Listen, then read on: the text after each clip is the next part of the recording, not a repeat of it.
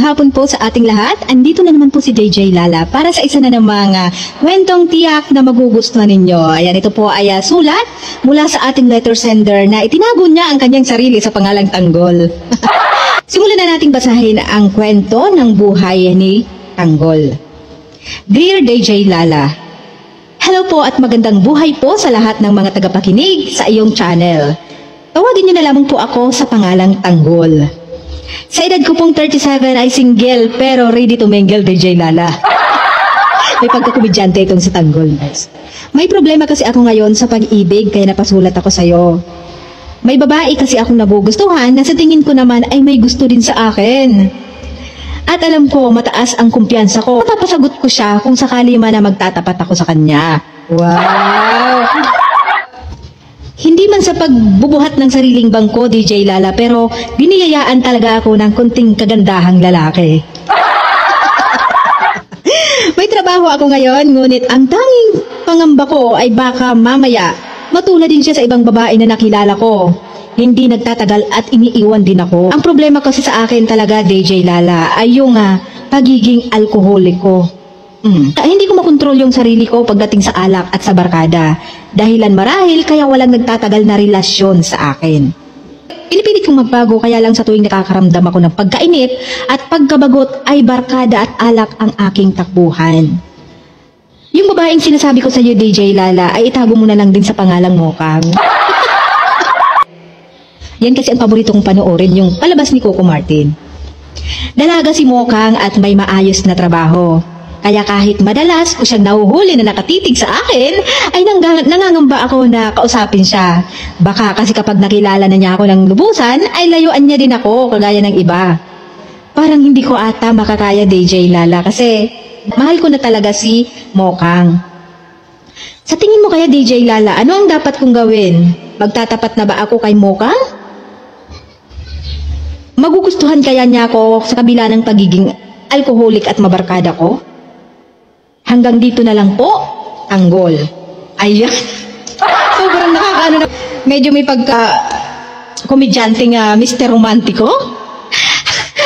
Ayan, unang-una sa lahat, maraming salamat sa Tanggol sa pag-sulat mo sa akin. Marami talagang nauna kay Tanggol na nag-send sa akin ng letter. Kaya lang talagang nakuha niya yung attention ko dahil tanging siya lang, guys, ang lalaki na nagsulat sa akin. Yan, puro kasi babae yung mga nag-send sa akin ng letters. Kaya inuna ko talaga sa Tanggol para maiba naman, medyo komedyante na may pagka-Mr. Romantiko. Mr. Romantiko.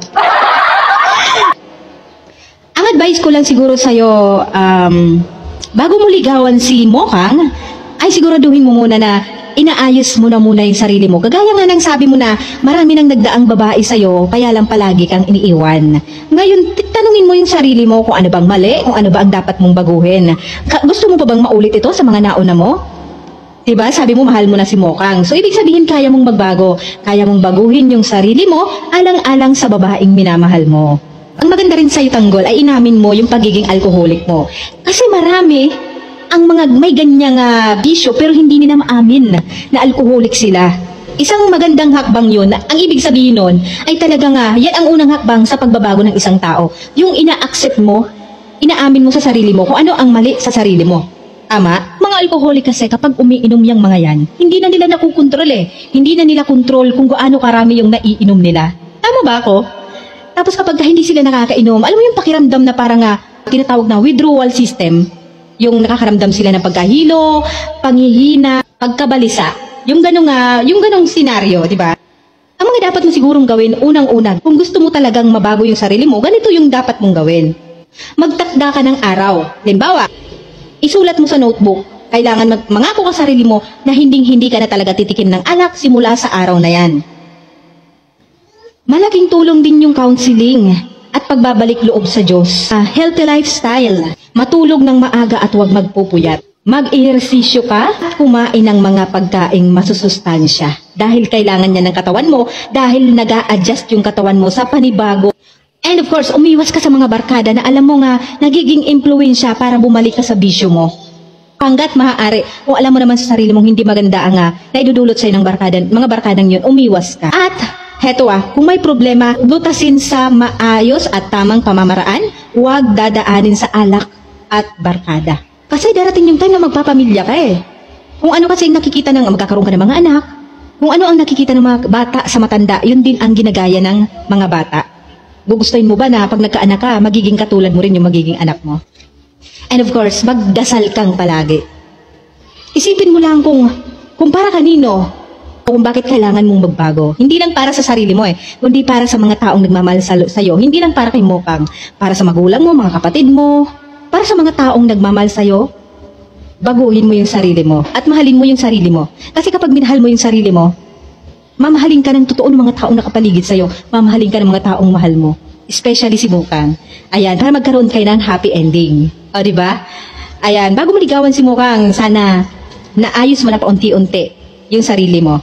Okay? So, yun lang may advice ko sa'yo, tanggol. The best ever ko.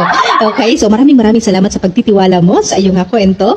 Ayan, hindi lang ito para kay tanggol, yung yung advice ko. Para sa lahat, guys. Para sa lahat ng mga nalululong sa bisyo, sa mga alcoholic, sa kung ano-ano pa man na bisyo ninyo. Ayan, so, walang magandang maidudulot sa katawan ng tao yan, guys. At walang magandang maidudulot sa buhay natin. So, para sa Tanggol, maraming salamat. And sa lahat ng mga viewers ko, guys, no? Kung napanoodin nyo ang kwentong ito ni Tanggol, pwede po kayong mag-advise para sa kanya. Ayan, mag-comment po kayo dyan sa comment section. Maraming salamat, guys. And in-invite ko po ulit ang lahat na mag-send po kayo ng mga letters para makapagbigay ng inspirasyon para sa lahat. Ayan, maraming salamat po sa inyo. And patuloy po sana ninyong suportahan ang channel ko. Thank you all, guys. God bless everyone. Mwah, mwah, chup chup.